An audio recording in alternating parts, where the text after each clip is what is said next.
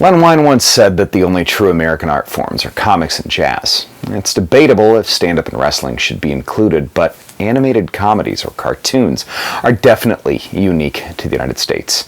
And among the most iconic characters from the golden age of cartoons is, of course, Bugs Bunny. This week we're talking about the wascally wabbit himself and the people that created him. I'm Dan Umpton, and this is Rabbit Season, the Doomcast.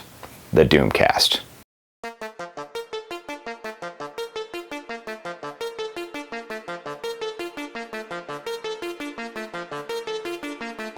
So first off, do me a favor, hit subscribe and the bell. I make about one of these videos a week. They're all great, so thank you very much for watching, and thanks to Matt Jacobson, a fellow comedian, for sponsoring this week's Doomcast. Follow him on YouTube, Twitch, and Instagram, as well as MatthewJacobson.com.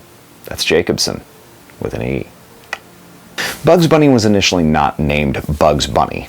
He wasn't named at all. He was just a rabbit, and in April 1938, the first cartoon featuring the as-yet unnamed rabbit debuted in Porky's Hare Hunt, which was almost identical to a previous cartoon which introduced Daffy Duck and Porky Pig.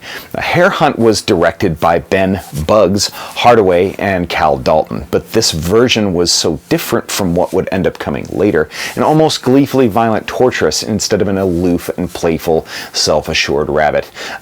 Even in his second appearance, that rabbit's character was vastly different, with voice acting from Mel Blanc still, but markedly different from the voice that we eventually came to know. It wasn't until 1940 in Tex Avery's A Wild Hunt in which the now Gray Bunny, now referred to as Bugs, appeared in a recognizable form. Of course, several names had floated around at this point. Mel Blanc claimed in a memoir that it was Happy Rabbit, but either Happy Hardaway or Bugs Bunny in quotation, both for director Ben Bugs Hardaway, had been up in the air, but it was Bugs that of course stuck. In The Wild Hare, and later Mel Blanc adopted the vocal persona for Bugs that we largely know today, the character was so popular and well received. A Wild Hare and Hiawatha's Rabbit Hunt were nominated for, but did not win an Academy Award. Of course, in the early 1940s, a lot of popular properties, including Merry Melodies and Looney Tunes, were in full force as wartime propaganda. And while some of the shorts featured Bugs Bunny and other Looney Tunes torturing, for example, Hermit Goering in Hare Meets Hare, but often it involved them against the Japanese, in which, I quote, Bugs Bunny nips the nips as a wartime propaganda, which involving Japanese people was often incredibly racist, as the title suggests. In their initial 25-year run, Looney Tunes and Merry Melodies were incredible satire, digestible and wholesome for children, and highbrow political and social gags for adults. The all-ages comic shorts were a feature of gold and silver age talking cinema, and many of the tropes and voice acting conventions of modern adult animation unquestionably owes its form and appeal to the work of Mel Blanc, Bugs, and the Looney Tunes, among others, like Disney and Paramount's Puppetoons. Bugs starred in 167 short films from his introduction in 1938 to 1964.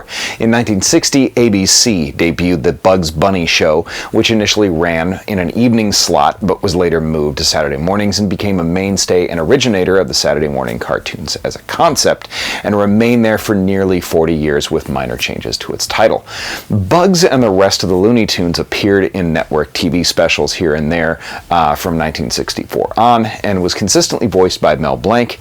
Bugs jumped to the big screen in 1989 in Who Framed Roger Rabbit, which saw him share the screen alongside Mickey Mouse, and was the last time that Mel Blanc voiced the character before his death.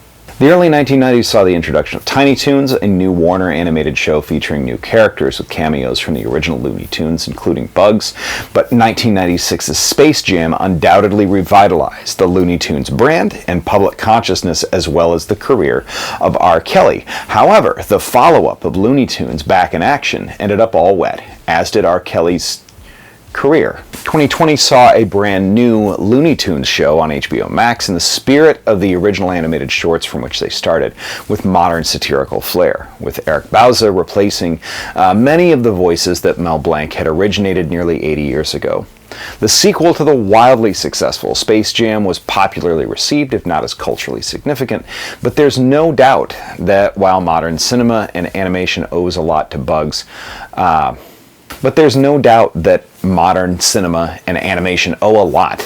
Bunny and to Mel Blanc, a fully self-assured character created as an instrument of torment against whom might be his normal oppressors. The appeal of Bugs Bunny is lasting, especially in fraught times and uncertainty. Whether it's a dictator or a duck or an oafish hunter, your plans come to ruin when confronted by a rabbit who took a wrong turn in Albuquerque, armed with little more than a wink, a carrot, and an infinite wardrobe of cross-dressing clothing. Thanks everybody for watching. This has been the Doomcast. We'll see you again next week.